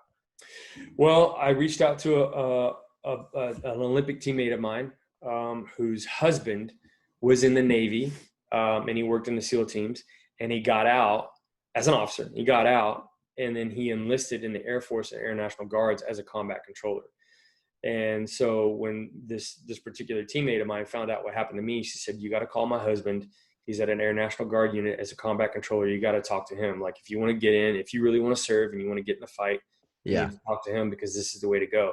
So I started some Google researching combat control, and I was blown away on how well. I wasn't surprised on why I'd never heard about it, because I never researched it. Like, okay, yeah, sure. But when I actually found out what the job description was and the unit that I was trying to get into, I was like, this is fantastic. It's the same job. It's the same Special Operations Command curriculum. Just the combat controllers have an emphasis on air assets. The Navy has the Navy and the SEALs specifically have a emphasis on direct action and, like over the beach, amphibious assaults and stuff like that. Yeah. But the curriculum weapons training, the closed circuit scuba training, the military free fall training, all that is the same. It's the Oh, same wow. SOCOM mandated curriculum. So Got it. you get the same training as the SEALs do. It's just for the Air Force, it was because we have a lot more training schools. We have a lot more academic stuff that we would have to do. Okay. Our training pipeline was spread out over 2.5 years, whereas the Oh, SEAls wow. get here in and out in damn near less than a year, and you're fully operational. Oh, damn. Okay.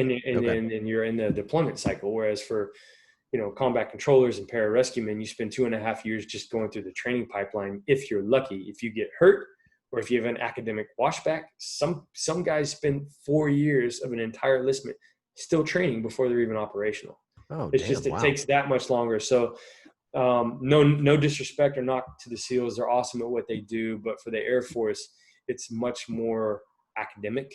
Yeah, that makes sense. And equally as proportionate physically. Got We it. have like Okay. the same run standards, the same push-up, swim, all that standards is the same as the SEALs, but we have a shit ton of academics that we have to do as well. Got it. That makes sense. And then I'm very arrogant in this regard too. Is the difference between the two like financially different? Like, is it Nope, all? same. No, all the Everybody same. get all the ranks get paid the same. Got it. Okay, never knew that. So a lieutenant commander, Navy SEAL, is going to get paid the same as a major Air Force combat controller. They're going to have the same. I think that's right. Ensign, lieutenant junior grade, lieutenant commander 04, yeah, lieutenant, first lieutenant, yeah. So you've got a major and a lieutenant commander, a SEAL, and an Air Force combat controller or a pararescueman are going to get the exact same pay. Got because it. their commission rank is going to have the same pay, and their special duty and their hazard pay will be the same. The only thing that's going to differentiate the two is going to be where their basic allowance of housing is. Oh, So okay. if you're in Fort Walton Beach, Florida, your basic allowance of housing is going to be a shit ton less than it is if you're living in Coronado. Yeah, that makes sense. Okay. That's the only Okay. difference. But That's probably everything else is literally the same. And the reason for that, as far as training wise, is because when the SEALs deploy and they go out and they start to do a mission set or an operation, they're going to take one of us with them. Oh, So we have to got be it. able to do everything that they can do. So if they want to Oh, jump that's into a interesting. target, we got to jump with them. If they want to lock out of a submarine and swim subsurface to a target, we got to go with them. If they want to fly in on a helicopter and walk 15 clicks up the side of a mountain at 9,000 feet, we got to go with them. So we are like the air to ground liaison for special operations units. So it's not only SEALs, it's it's MARSOC, it's Army Rangers, it's ODA teams from the special forces. We have to be able to maintain the standards that they do because we're going with them wherever they go. Didn't know that. Oh, that is wild. Okay. Not many people do. It's Yeah. not a very highly publicized career field, and I don't know why that is. They're trying to get better at it. Yeah. They recently changed the name from Air Force Special Operations Command to Air Force Special Warfare because the Navy has Naval Special Warfare. Okay. So I think they're trying to piggyback on some of the popularity. Yeah. I mean, I never thought about careers in the military as being like backed off of like what the media and like what's popular. That's so interesting. I never in a million years would have thought about that. Yeah. Yeah. And in some of the mainstream media outlets, like, Fox News is the worst. I mean, there's a couple of Navy SEALs who are married to Fox News anchors. So they just like fed information. So anything that has to do with the military and special operations is going to get fed to the SEALs immediately, and they're going to want to go interview a Navy SEAL to get his input. Even if it was an AFSOC operation or a MARSOC operation or an Army SF team that did the operation, instead of going to one of those operators, they're going to go to a Navy SEAL and say, "What do you think about that?" Oh, and then the general public, like you and my mom and dad, are sitting at home watching Fox News over at dinner, and they see an operation go down overseas, and they're interviewing a Navy SEAL that had nothing to fucking do with it. Oh, that's fucked up. Actually, that's like super fucked. I don't know. I don't like that at all. That's so strange. It's so weird. It is weird. It is weird. It is what it is. There's a little animosity. I'm sure. Yeah. Well, I mean, there's such a weird thing with the news cycle, It boils down to jealousy. Right. They get a lot of media attention, and people kind of think that those guys are superheroes. Sure. When in retrospect, there's a lot of other people in the special operations community that are doing equally as cool or more dangerous or more high-speed stuff. They get no notoriety at all, and that goes into the whole, quiet professional lifestyle. Right. No, that makes sense. That totally makes sense. So then I guess a last like question about the military and like, the finance side of it is that something, if you want to stay in it and be a career military personnel, is that something that you can kind of slowly but surely work your way up and do pretty well? Is that, I mean, I have no, understanding of how that works. Is Yeah. that, is Well, that a possibility for people who are look at it. interested in the Let's military? look at it. And I've known a few people that have done this. So let's say hypothetically you're 18 years old, you graduate high school, and you have no idea what you want to do. Yeah. You can string out a military career of 20 years. Let's just assume it's a low impact, low stress job. Let's say you go to the Air Force, chair force as they like to call it, Okay. and let's say you're just running admin, where you work in an office. Yeah. Literally. Yeah. And if you deploy to a non-combat zone and you work in an office. And so basically you become a 20-year desk jockey. Yeah. So you start when you're 18, you retire when you're 38. You have health insurance for the rest of your life. Oh, wow. You have a pension. So you have partial of your pay of the highest earning years of your military that you can take with you. You've got education benefits that you can take with you. Did you give 20 years of probably the highest earning part of your life away to the military? Yeah. Yeah. And did you make good money while you're doing it? No. I mean, Yeah. you don't get paid while you're in the military. That's not why people do it. Right. Right. But you can eventually start a whole new life at 38 Right. and have a lot of things given to you. You go to Yeah. get a 4-year master's degree, 6-year degree, and it's paid for. Wow. While you have life insurance, health insurance, and you have all that stuff. So it is a valid business move, financial move for some kids who don't know what they want to do when they're 18, don't have the financial means to go to college, don't have scholarship opportunities, not athletes. Right. It's a good business move. Sure. Oh yeah, it definitely makes sense. Yeah. It totally makes sense. I know, especially if you're someone who's young and don't know what you want to do, but you're interested in it. I mean, lots of opportunities, right? Yep. Yeah. Lots of opportunities. And so you were in the military for, what was it, 7 years, 8 years? 6 years. So Yep. 6 years. And then what was kind of what was the notion to leave? What kind of switched for you? I'm so curious of all your steps in your career. It's wild to me. It was multifaceted. It was a combination of my body being completely destroyed. Okay. From the special operations training, injuries.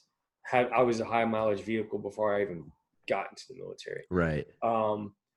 I had my last unit level training exercise was in the fall of 2018, I think it was. Okay. And we went and we did some pretty physically strenuous training where we did almost like a week consecutive of like overnight operations where it was all simulated combat stuff. Oh, okay. But we would prep for the mission all day. We'd launch from the mission around 6 or 7 o'clock in the evening. And then we would have to travel overland on foot up and through arduous terrain. We'd finish the mission at 4 or 5 in the morning. We'd go home, we refit, we'd debrief the mission, get ready to do it all over again. I found myself unable to keep up with my teammates. Okay. A lot of my teammates at that unit were 10 years younger than I was. And some of those guys were coming out of the tier 1 units. So they were tactically more advanced. They were physically more advanced. They had more knowledge and more skill sets than I do. So I felt outmanned, outgunned. That makes sense. I was looking left and right going, fuck, I cannot get to the objective and adequately do my job because I'm physically fucking destroyed. Oh, wow. Yeah. So that was one part of it. I didn't feel like I could physically keep up anymore. The second part of it was I was going through a divorce. Okay. And my daughter was my world, and I wanted to be there for my daughter, and I didn't want to do anything that would jeopardize my life in danger anymore, that would take me away from her. She needed a dad. Got it. She was 3 at the time. Makes sense. So that was the second part of it. And the third part of it was my job description at my unit was changing, and I had no future of ever doing what I was hoping that I could do at my unit and deploy in the capacity that I was wanting to do it. And it strictly had everything to do with me coming to the unit that I was assigned to as a very junior operator, Okay. not having any prior service. I was the first person at my unit to show up off the streets through the pipeline. Everybody else at my unit had come in through some prior service channel. But Oh, they got did it. Yeah. 6, 10, 12 years at an active duty unit and then came out to the Air National Guard unit. So I immediately got integrated into a very, very experienced team. And Right. all of the deployment opportunities that come with an Air National Guard unit that are supposed to be really awesome were getting snatched up by people who were far more educated and far more skilled than I was. So it would almost, a good analogy I would use is you sign a contract that says you're going to go play football for a team, and the contract says you're going to be the quarterback. And you go through 2.5 years of training where you get your shit kicked in and you suffer and you're beat up, you know, everything that you hear about in Navy SEAL training or anything like that. You endure that. Right. With the goal at the light at the end of the tunnel of being a quarterback on a football team. And then all of a sudden, football season starts, you get drafted onto a team, you show up, and then the head coach goes, I know you want to be a quarterback, and I know you've been trained to be a quarterback. Well, we kind of have a lot of quarterbacks. How about you go play offensive line?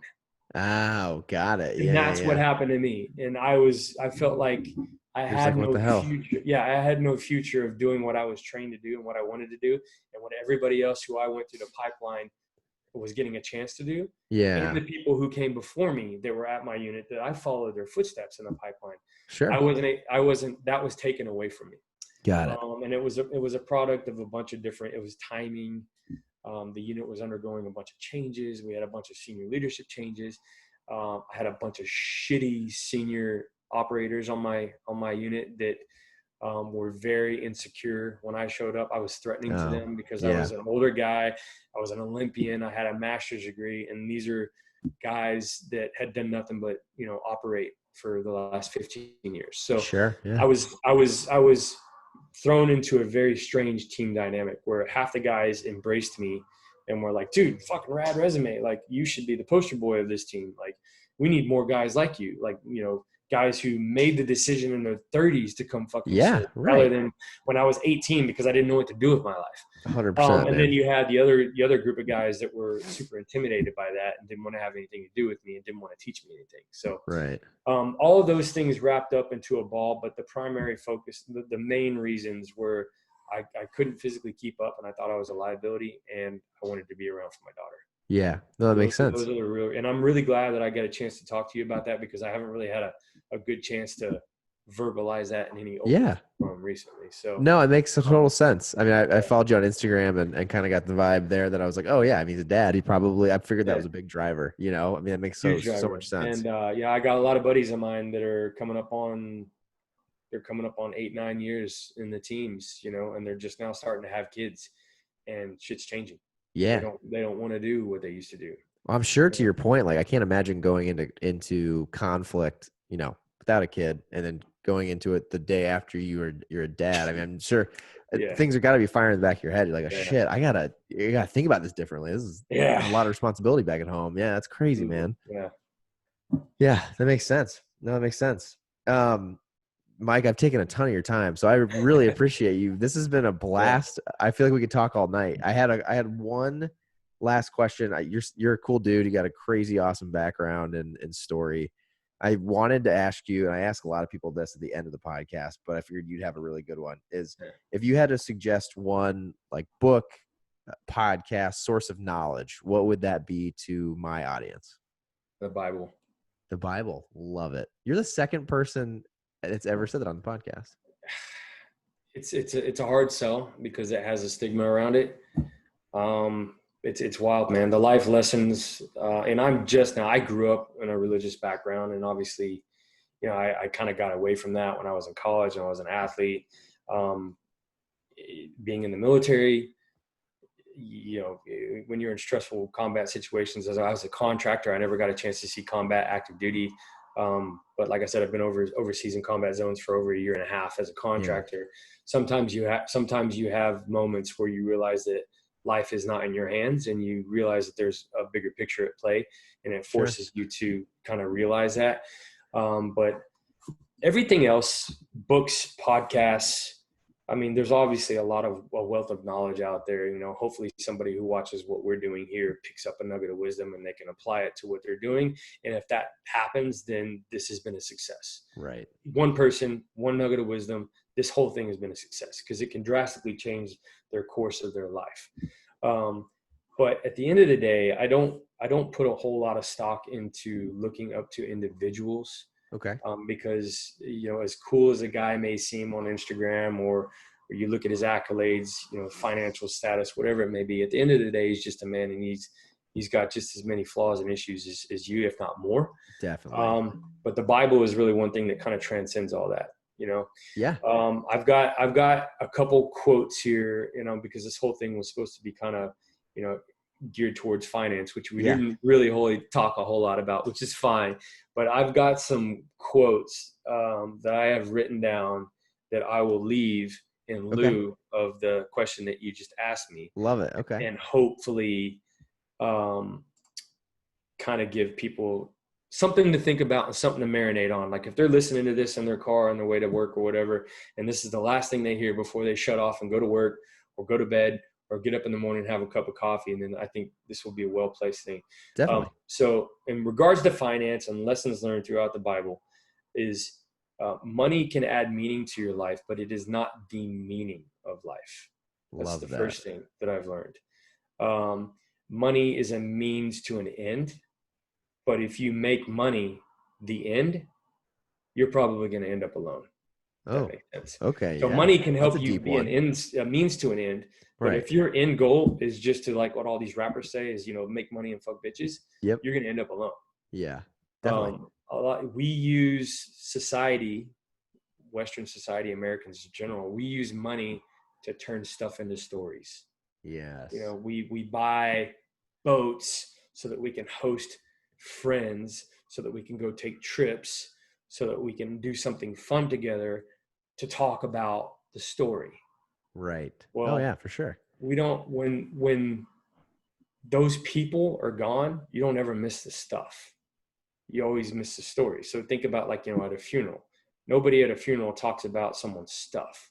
Yes. They talk about their legacy, their stories. So, you know, do you want more stuff or do you want more stories? Yeah. That's a good way to look at it, right? That's a great takeaway. No one's going to talk about your stuff when you die. They're not going to talk about your truck or your boat or anything like that. They're going to talk about the stories that you helped create and the impact of the lives that you helped influence on others. You know, what do you want people to celebrate about you when you die? Do you want them to line up? What do you want them to line up and thank you for at the end of your life? If you can't answer that question now, it's fine. You don't have to. But if you can't answer that question now, then your appetite will eat up all your resources. Your appetite will dictate that answer for you. If you don't have a clear mindset and a trajectory of what you want your life to focus on, modern society and Instagram and social media will consume your resources for you. It's just a byproduct of what we're looking at. I like to push back on the American dream. I think the American dream is full of shit. Okay. I think the American dream is rooted in ego and insecurities, accumulation, consumption, upgrades, being fashion forward, and a house full of shit. Yeah, that's true. I don't think anybody purposefully chooses that. I think that happens, that becomes people's default mechanism because they don't know what else to do with their life. So they think, well, you know, what am I going to do? What's the American dream? Well, I'm going to go to college and I'm going to get a degree. I'm going to get a job. I'm going to meet a girl. We're going to get married. We're going to buy a house. I'm going to get a promotion. I'm going to get a bigger house. I'm going to get a bigger car. We're going to have kids. We're going to get an even bigger house. I'm going to raise my kids. I'm going to teach them how to do what I did, and I'm going to die. There's got to be something more to that. When you answer the big question about, like, what do you think, what do you want your life to be? What purpose do you want your life to be? I think your money will follow that purpose. I think if it's the other way around, you don't really know what you want to do with your life, you're going to follow your money. And you're going to follow your money and where society wants you to follow it. There's a lot of ambush marketing tactics out there. It's, you know, it's following the Jones or the Jeffersons or whatever the saying is, where you're trying to keep up with everybody else with that fast cars. And I mean, dude, I lived it. When I was an athlete and I first started getting paid. Like I lived it. I wanted to be that guy with the flashy sports car, and I wanted to be the guy that goes to the bar and throws my credit card down and say, "Hey, it's on me." Like that's not the answer. Yeah, it's short-lived, and nobody gives a shit about that when you die. I was gonna say, yeah, they really don't. Yeah. So the last quote I got most of this stuff. There's a really cool dude that I like to listen to. His name's Andy Stanley. He's a pastor out in Georgia. He does a lot of online stuff. Okay. He's got a good quote. It says, if you live for yourself, you only have yourself to show for yourself, along with some stuff that people are going to fight over when you're gone. Oh shit. So that's a good kind one. of an interesting way to look at finances. Yeah, definitely. If you're wrapping your head around finances in order to just live for yourself, to go buy a bunch of shit, you're only going to have that shit to show for yourself when you die, and nobody's going to care about any of that. Right. So how do you wrap that up into a life lesson at the end of a podcast? I've done a lot of cool shit. I've been a lot of places. I've seen some stuff, and I made a ton of mistakes along the way. If I can look at anybody and give them advice on what to do and how to navigate life, on not what to do, what I did to make their journey even better, I will be able to rest in peace when I'm done with this thing called life and be like, that was a success. Yeah, definitely, man. No, I love it. I think you did a great job of that in this episode. I mean, personally, I feel like we talked through a lot of different things, and I think there's a lot of really, really good takeaways in here. Yeah. Awesome. Yeah, Thank you so much, man. Fun, I mean, I would love to have you on again. I mean, we definitely can, there's a lot of rabbit holes I can take us down, and we can get into it. So I'm all about rabbit holes, man. Okay. Rabbit holes. Yeah, I would love to have you on again. This was a lot of fun. Is there a good place, or obviously Instagram, if you want to throw that out? What is it the best place for people to follow you? Yeah, Instagram is pretty much the only thing that I'm actively participating in. It's Olympic.operator. I have a website that I just launched. It's just MikeHazle.com. Oh, congrats. That's exciting. Hazle. A lot of people will misspell I'll put that in the show notes. So if you guys want to check it out, it'll be in there. And then you can contact me. There's like speaking resources if you want me to come do a keynote or anything like that. Online training, coaching, mindset training, all that kind of stuff. Love it. Yeah, it's all there. We'll get a lot of people to check that out. With the intent of being, if I can help other people based on the life lessons that I've learned the hard way, I think it's gonna make a difference. Fantastic. Well, thank you so much, Mike. Really appreciate it. Dude, it was a really fun podcast, man. We'll do it again. Yeah, let's definitely do it again. I'm definitely down. We'll set it up. All right, man. Good talking to you. You too, Mike. Send me all the links. Send me everything you got. I'll put it up on my Insta, all that good stuff. And, okay. Yeah, you're the man. We'll definitely do that. We'll wrap it up. Yeah, sounds great. Awesome, man. Later, bro. Cool. Have a good one, buddy. Have a good evening. All right, man. All right. Thanks, Mike.